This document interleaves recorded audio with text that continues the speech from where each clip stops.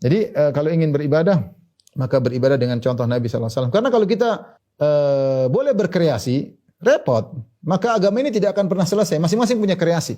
Mereka bilang ini baik kok. Ya, kalau semuanya baik ya baik. Kita bisa bikin ibadah. Saya ingin bikin sholat, misalnya sholat 2 pekanan. Masa sholat dilarang ya? Kreasi. Ada bertanya, Ustaz bagaimana sholat birrul walidain misalnya? Sholat birrul walidain dari mana lagi? Kreasi.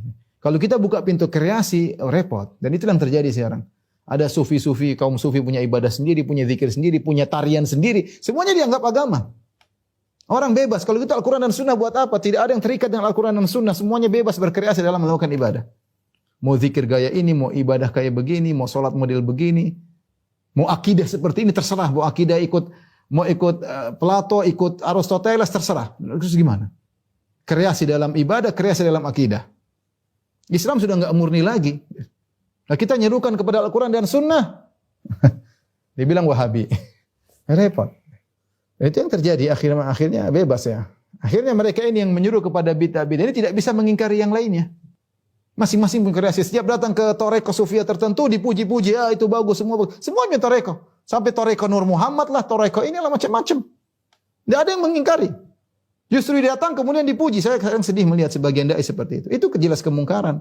Kenapa Anda datang kemudian memuji? Anda mengingkari. Anda akan ditanya oleh Allah pada hari kiamat kelak. Saudara-saudara Anda di atas kebatilan tidak Anda tegur. Anda malah mendukung, malah muji-muji. Makanya saya tidak lihat, ikhwan, mohon maaf, saya tidak melihat maksudnya dakwah yang benar-benar berusaha memurnikan kemudian menegur ini salah, itu salah, kecuali dakwah sunnah. Yang lain dibiarin, mau zikir, mau kayak apa, mau joget-joget, mau loncat-loncat, tidak ada yang tegur. Mau solawat sambil joget-joget, mau salawat sambil dangdutan, enggak ada yang tegur. Yang tegur cuma ahlus sunnah. Karena mau tegur bagaimana itu kreasi, menurut mereka baik mau diapain. Ya. Joget boleh, musik boleh, solawatan boleh, bikin mix, jadi selesai. Ya itu semua ya masing-masing. Tadi saya katakan bahwasanya ada pertanggungjawaban di hadapan Allah Subhanahu Wa Taala, di mana kita berusaha memperjuangkan kemurnian dakwah Nabi Muhammad Sallallahu Alaihi Wasallam dan para sahabat. Ketika kita buka pintu bid'ah ini, nambah kurangnya orang-orang sebebas-bebasnya berkreasi. Ketika kita punya ide, agar Islam ini lebih murni, kita ingin orang berdalil Al-Quran dan Sunnah, kata mereka itu enggak benar, enggak boleh. Ya gimana? Kalau semua orang punya kreasi, saya anggap saya punya kreasi baru. Kreasi baru saya adalah, taruhlah dianggap baru, saya ingin orang beribadah di atas Al-Quran dan Sunnah. Mereka tidak setuju. Jangan diikat dengan Al-Quran dan Sunnah, kita ingin bebas ya, repot.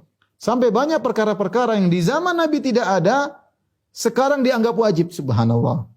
Di zaman Nabi enggak ada loh. Tidak pernah dikerjakan oleh satu seorang sahabat pun enggak ada. Zaman sekarang dianggap wajib. Kalau perkara dunia bebas. Antum a'lamu bi umuri dunyakum, kata Nabi, kalian lebih tahu perkara dunia. Silakan berkreasi. Kita justru perkara dunia ingin kreasi yang bermanfaat bagi kaum muslimin, bagi bangsa dan negara, bagi masyarakat dunia secara umum, lakukan. Ya. Kalau ibadah mau kreasi bagaimana? Sudah, apakah yang diajarkan oleh Nabi masih kurang? Makanya apa kata Imam Malik? Ya, man istahsana bid'atan faqad za'ama anna Muhammadan khana risalah. Barang siapa yang menganggap baik suatu bid'ah, maka dia telah menganggap Nabi Muhammad telah mengkhianati risalah. Yaitu ada yang disembunyikan oleh Nabi sallallahu alaihi wasallam. Ada yang disembunyikan Nabi oleh Nabi sallallahu alaihi wasallam. Demikian juga kata Imam Malik, faman lam yakun yauma idzin dinan falan yakunal yauma din. Apa yang di zaman Nabi Muhammad bukan agama, tidak mungkin sekarang jadi agama, mustahil. Yang zaman Nabi bukan agama, sekarang jadi agama, berarti enggak benar. Berarti ada yang agama yang Nabi tidak tahu, kita tahu. Ada agama yang Nabi para sahabatnya tidak kerjakan, kamu kerjakan sekarang. Makanya ketika Ibnu Mas'ud radhiyallahu anhu melihat sekelompok orang berzikir dengan rame-rame dengan satu suara, dia mengatakan, laqad ji'tum bi bid'atin dzulma aw fuqtum ashaban Nabi sallallahu alaihi wasallam. Berkata, kalian telah mendatangkan bid'ah yang gelap atau kalian telah mengungguli para sahabat Nabi. Perhatikan kata dia, atau kalian telah mengungguli para sahabat Nabi. Itu kalian lebih hebat daripada para sahabat. Para sahabat tidak seperti begini. Artinya ada ibadah yang kalian lakukan sahabat tidak tahu. Ada ibadah yang kalian lakukan yang sahabat tidak tahu. Ini kita bicara ritual ya.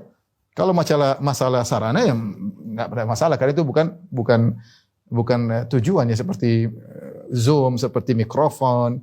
Itu namanya sarana, seperti belajar nahwu sharaf itu sarana, belajar ilmu jarh wa ta'dil itu sarana, pondok itu sarana, jembatan itu sarana. Kita tidak bicara itu, kita bicara bentuk ibadah baru yang merupakan tujuan dan ritual.